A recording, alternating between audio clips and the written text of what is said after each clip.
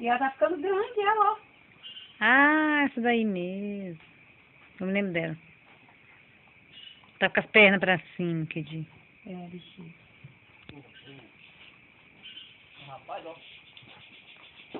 Não vai querer entrar não, acabou. Ela é mansinha.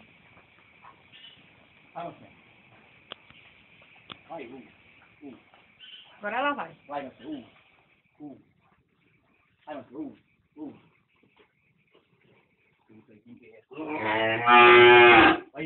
Ela que berrou assim? Aqui, ela. Eita! Tá escuro aqui. Vai ficar aqui, filho. Olha, não tem banana ali, creme? Dá uma banana, ó. Olha, ela falei. Tem banana mesmo, Patrícia. Rapaz, olha aí a besta do Senhor, né, cara? Estragando. Isso aqui foi a avó. E ela avisou. Ela vem todo dia. Hã? Não, e ela disse assim, eu coloquei banana lá no curral, depois vocês pegam. Ô, merda, dá logo uma aqui, meu Olha. filho. Ah, mas aquela que tem gosto, aquela gosto diferente, né? Não é boa? Não, é gostoso, essa é boa. Sadia, Patrícia. Eu não sei que tava comendo. Ô, coisa boa.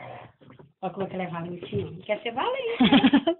Ih, tá escuro, né? Não é uma coisa, né? Não. Essa é essa. Igual massa, né? Maçã.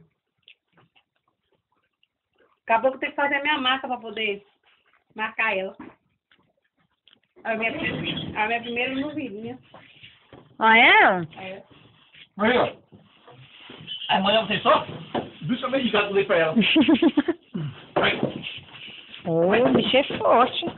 Dá aquela pescoça da bichinha. Vai sair de novo! Fica aí.